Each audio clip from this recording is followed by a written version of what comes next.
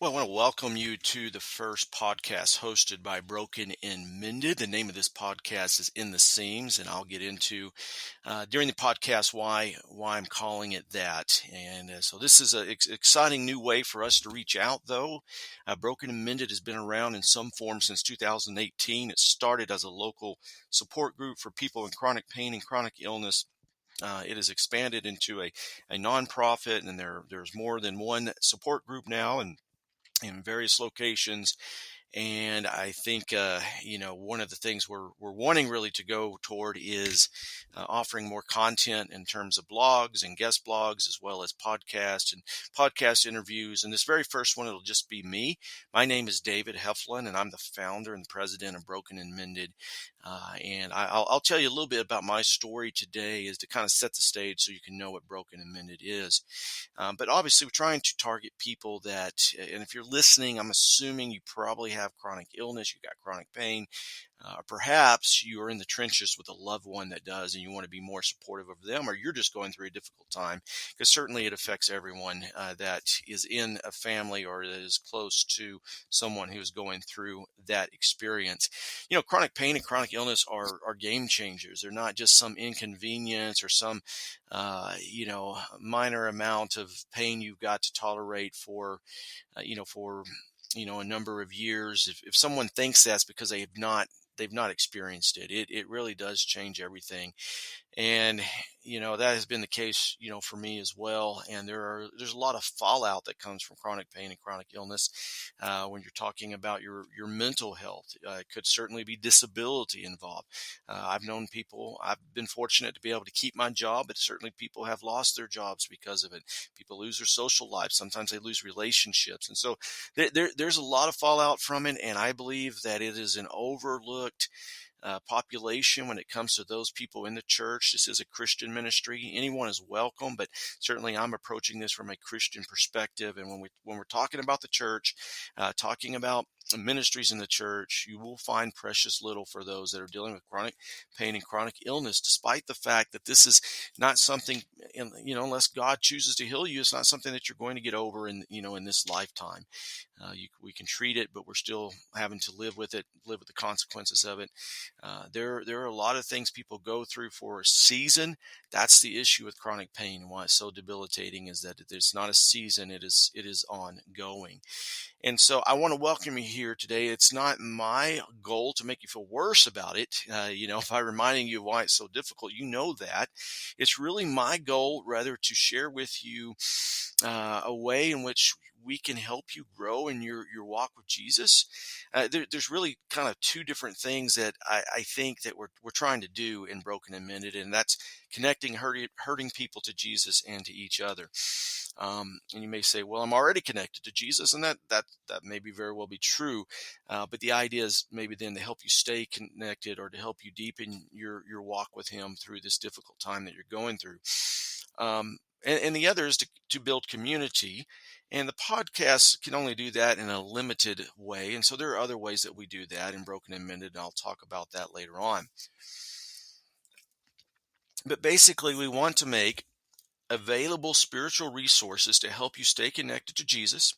And we want to host important spiritual conversations from various walks of life with people who are going through something similar to what you are going through. And so that's what we hope to do with this podcast. And we hope that eventually we'll reach out to enough people to really make a sizable difference for those that are going through chronic pain and chronic illness, especially those who are trying to do so from the perspective of the Christian faith.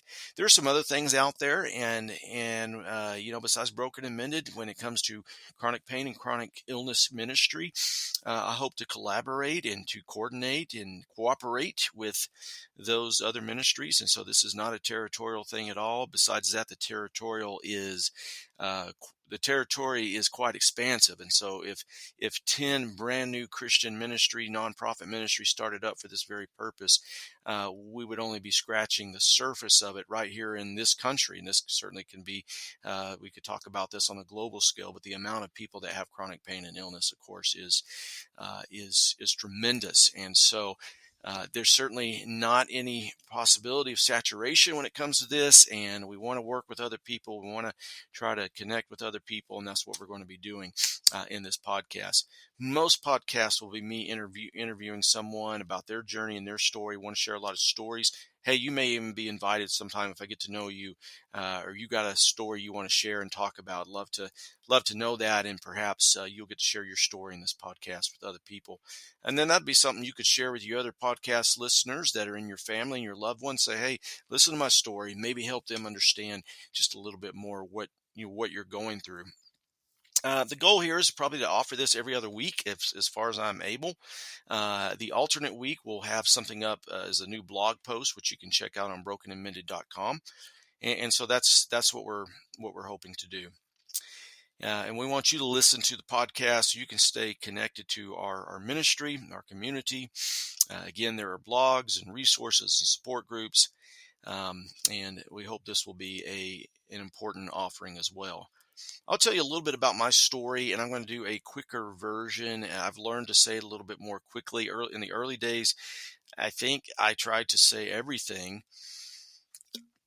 about my story, and that because every little detail and twist was so new and so amazing, as well as disorienting to me. And so obviously when I'm now looking at a story that's going on 11 years, I think I have to take a step back and look at the big picture. But in telling this story, I don't want to rip out the emotion of some of those twists and turns. And so as I kind of recount it to you, I want you to know that when I was going through this, as probably was with you and is with you as you're going through these things, it was difficult, and not knowing what was going to come in every doctor's appointment, and my wife and I talking about it after every doctor's appointment, and every time we'd get a test result back, every time we'd get another diagnosis or find out they didn't have a diagnosis, that all these emotional twists and turns were difficult. I can remember the song "Worn" had come out during those days. That's a song by 10th Avenue North. If you've never listened to that, I'd recommend it. It's a lament, and there's a good music video with it you can find on YouTube as well.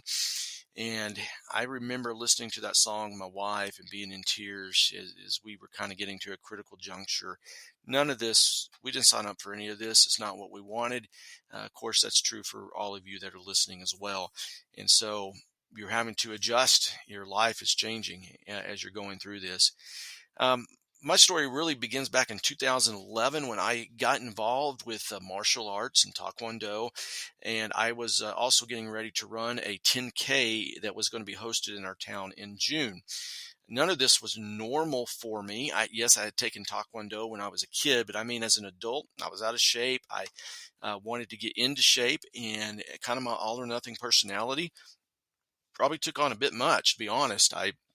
But I was losing weight quickly. I was getting in shape pretty quickly, feeling very good. By the time I got to mid-March, so that all started in January. By the time I got to mid-March, so 2.5 months in, honestly, I was as good a shape as I'd been in my adult life.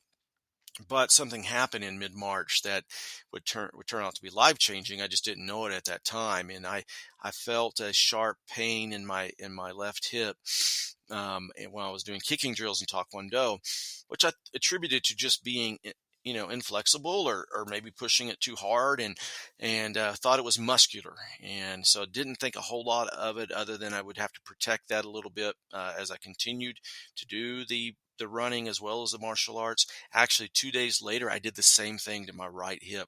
Less severe, but both hips all of a sudden were in pain, which is unusual for a muscular injury, but I still thought that was what it was, to be honest. I thought, my goodness, my hips are really inflexible. And, and so now I've got a problem.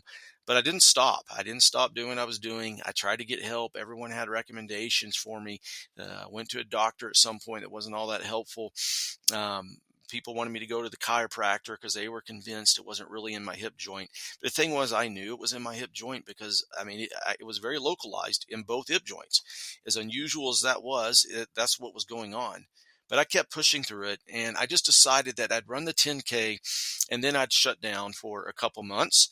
And so I did that, and I did the 10K. I think something like June 10th is what comes to mind, and I shut down for 2 months until August, thinking that if it was a muscle injury, it would get better. When I started up again in August, and this is before I went back to Taekwondo class, I just kind of was doing some stretching and kicking drills on my own.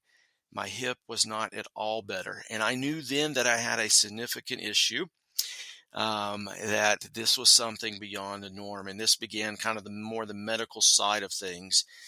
In fact, I think some of the stuff I mentioned earlier about going to the doctor and the chiropractor didn't really happen until that fall, because then I started to think I got to go figure out what's going on. And so I won't go through every twist and turn as it relates to doctor's visits. The first couple of doctors I had were not very helpful. In fact, they were probably harmful in what they advised me to do, because they told me to keep doing it. And one even suggested it was all in my mind. So I've been through some of that. But thankfully, I got over to an orthopedic surgeon later that year, and he was not the one that would end up doing my hip operations, because I needed an arthroscopic hip surgery. But he knew immediately that the other two doctors didn't know what they were talking about and that I had a significant problem. Long story short, when I got over this took me till May of 2012, so over a year later, I finally get over to a orthopedic surgeon in Albuquerque. I was living in Portales, New Mexico at the time, and so 3.5 hour drive, but nonetheless, in Albuquerque is where I was, um, and so the doctor there, knew that I had a hip impingement and torn labrals in both hips, and they had to be surgically repaired. And the left one was particularly bad. So one other thing happened in that visit, though, that was not expected, and that was that he saw something else. He saw in the X-rays that I had some narrowing joint space in my SI joints, and he knew that was not normal. He knew something was going on. And first time I ever heard the word ankylosing spondylitis. Now, he didn't diagnose me with ankylosing spondylitis, but he thought something like that was happening. You may not know what that is. I'll get to that in a moment. So, look, my thought was still, okay, but if I have some underlying disease, it doesn't change the fact that I need the hip surgery. So let's just do that, because I thought it would make me feel better. And so we did do the hip surgery, but we were not yet treating this underlying cause. This ended up being a mistake, but it's not one that I could have really understood was going to be a mistake. And so I had the hip surgery, but the inflammation got worse in my body, and I began to hurt in those SI joints. Both hips were now inflamed. The recovery from surgery was not going that well. I went over to see a rheumatologist in August of 2012. So we're coming up on a year and a half now since I got hurt my hips. And she was in the room with me 5 minutes, and she told me I had ankylosing spondylitis. So that is an inflammatory arthritic disease. It's a autoimmune disease, and it causes my immune system to attack healthy joints and tissues. And if it is untreated, it particularly attacks the spine, although it can attack any place like your hips. But it particularly attacks the spine, and it will, if it's untreated, ultimately fuse your spine and perhaps other joints as well. So it's a very serious disease in its own right. Though it can be treated most of the time, and it can be contained most of the time, still was not going to be a pleasant disease to deal with. And so it was all kind of the beginning of the rabbit hole for me, because I thought, well, every time I went back, it was some surprise. Maybe it wasn't a new diagnosis, but it could certainly be, we're going to try this medicine now. And pretty quickly, she had me on these injections, which, I'd never anticipated that. And these were biologics. The first one I think I took was Imbral. You probably have seen a commercial for it or two. And so I began to get some pretty serious immune suppressors in my system, in my body, to hold that in check. And I lived with that for about another year, but sometime in 2013, began to have kind of intestinal symptoms, the abdominal cramping.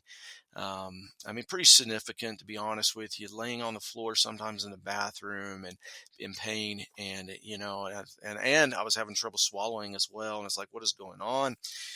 So went back to the doctor, and was a GI this time, and ultimately diagnosed with. I was not diagnosed with Crohn's in the beginning. As a matter of fact, they diagnosed me with eosinophilic colitis, which is a very rare disease. But I also had eosinophilic esophagitis, and eosinophils are just white blood cells that we all have. They react to allergens, but they're supposed to be in certain places in your body, and they're not supposed to be in other places. And so for me, this was a red flag that I was having these eosinophils show up, and the doctor thought I might have something called eosinophilia, which is a general disease, systemic disease in the body of having eosinophils, and they can be very dangerous. It can get into your heart, can kill you. It can get into your liver, and I had some liver troubles at that time, and so he was suspicious that I had a very significant problem going on, one that could be. Um,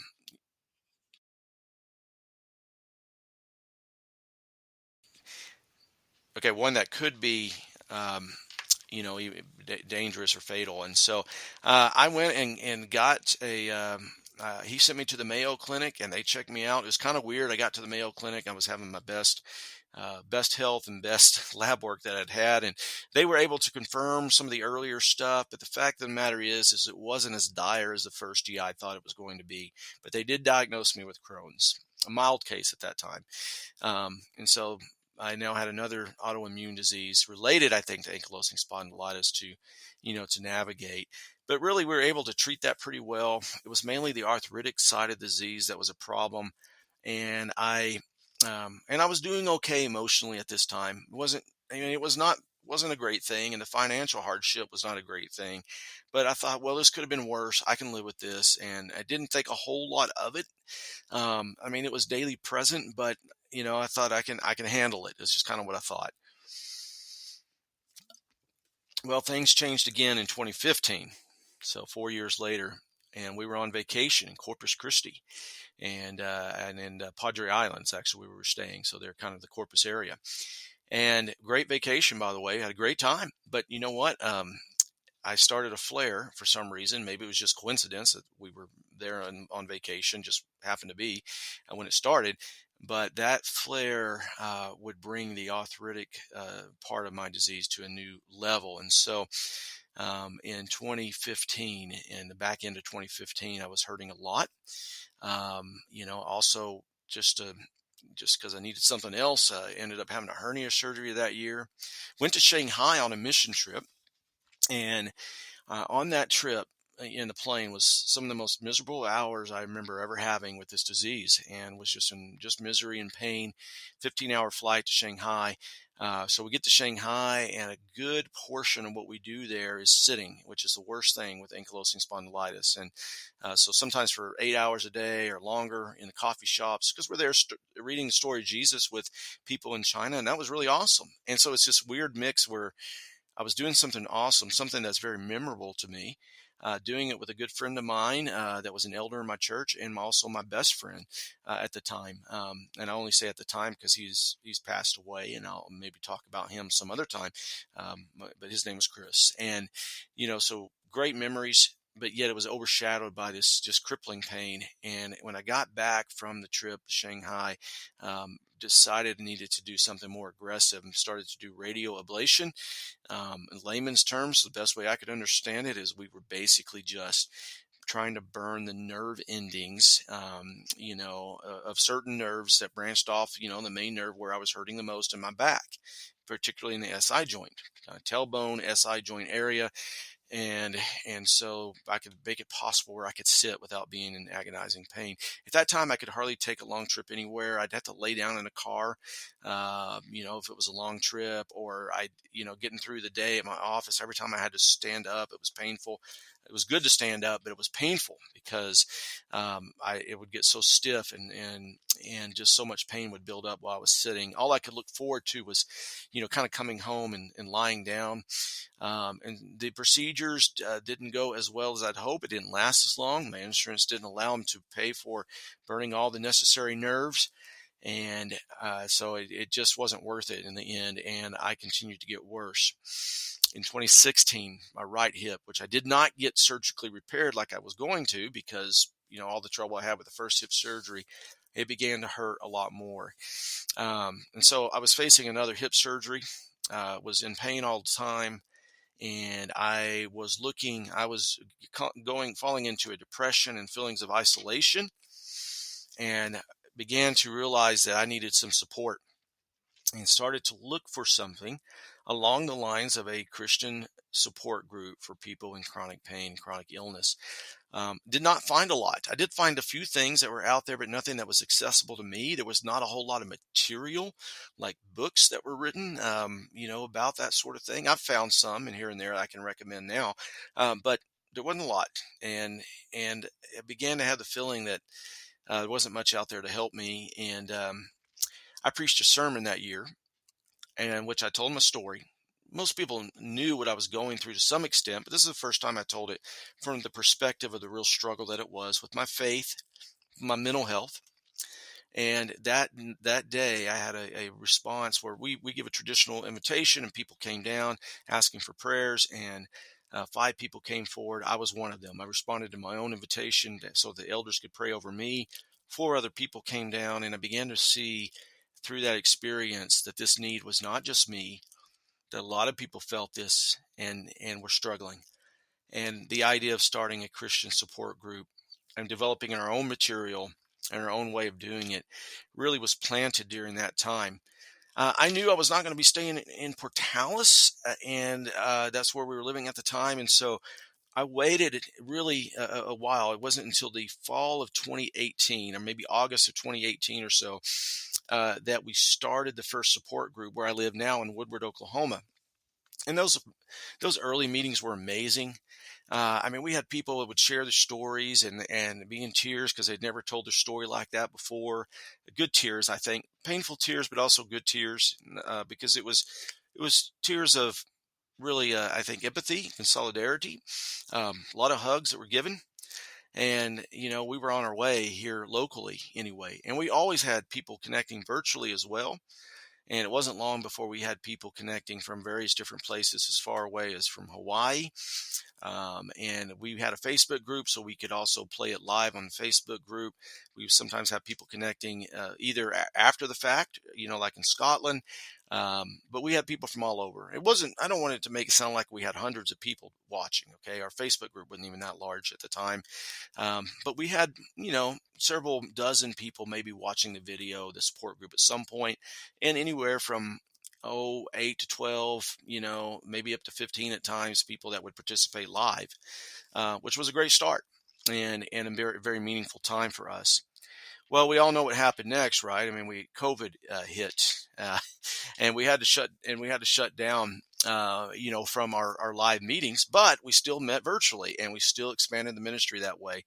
And during this time, we were producing our own materials, and I was writing them. And basically, all it was is we would do a devotional with a discussion, have some prayer time, some sharing time, some story time. And so it was a pretty simple format, but I was formatting that in the form of ultimately what would be a book, and one that we have produced called a leader's guide, as well as a participant's guide. And, the leader's guide now can be used at other locations. Other people can support group or start support groups. And if that's something you're interested in, we'd want to know about that. But we have participants guides as well that people can work through that complement the main group sessions that we do. The book itself has 19 sessions. Our group met twice a month at most. And so even over the course of a year, because we would take a couple months off during the summer, we would not finish a whole book. In fact, probably that book could get us through a better part of 2 years. But anyway, I got ahead of myself a little bit because I did want to tell you how we got the name Broken and Mended. It's also kind of how the name of this podcast came about in the seams. But Broken and Mended was inspired by the Japanese art form of kintsugi, and it's either kintsugi or kintsugi. I think it's G. But anyway, you could look that up if you want to. But that's a Japanese art form where you have broken pottery, a broken glass of some kind, where you fuse it back together, you mend it back together with gold in the seams. It could be a different metal too, but it's often gold. And the idea then is in the brokenness and in the seams is more beautiful than it would have been had it never been broken. And that's the message we're trying to convey with Broken and Mended, is that it's in the seams of our brokenness that God's glory, shines through. That it's in our weakness that His strength is made perfect. That, in other words, that it is made manifest to others. And we don't believe that God is through with us just because we've experienced brokenness. In fact, we think that that ultimately makes us more valuable in God's kingdom. And I know when you're down and you can't get out and you can't get to church and you can't be involved in this ministry, it may not feel that way.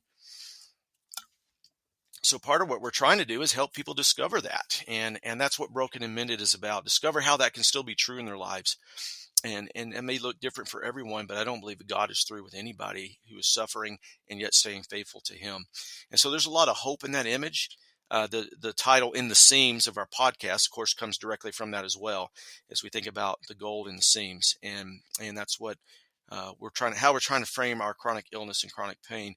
Please don't take that to mean that I'm trying to say that that in itself it's a good thing, or that it's an easy thing to deal with. Because I'm actually, it's quite the opposite. If it was an easy thing to deal with, we wouldn't be here on this podcast or in our support groups or on our website.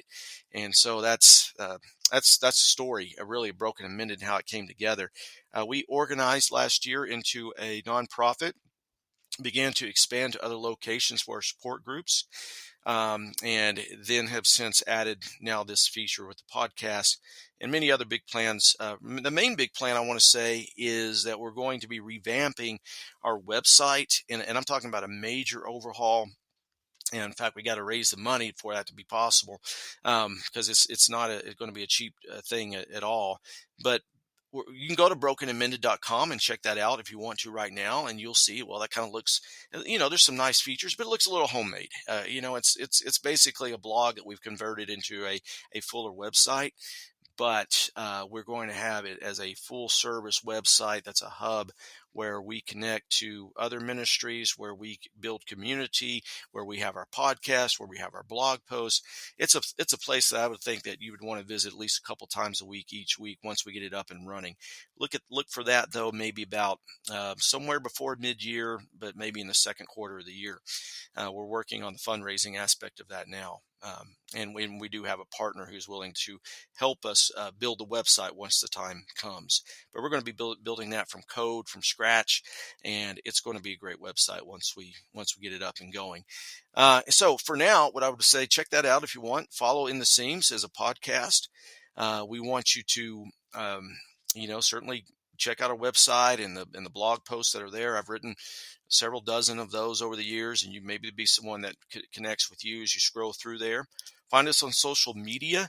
I'll maybe can put it in the show notes or something. I don't have it here in front of me. The name of the Facebook. Well, the name of the Facebook group is just Broken and Mended. And we have a private group, but we also have a page. So you can find us on either of those places. The group, though, is kind of where we really do the ministry. And then, of course, we have the support groups and the guides. If you're interested in getting plugged into one of those, or you would like one of the participants' guides, or even one of the leaders' guides, I'd be happy to get that to you. So I want to keep this brief, keep it short for this time. I'd like to keep these between 30 and 35 minutes on average. I know there's a lot of great podcasts to listen to, but I hope that this can be a place where you get ministered to in your chronic pain and chronic illness here at In the Seams. So again, this is David Heflin, and I'm going to be signing off for now, and just grateful that you have joined us for this first podcast.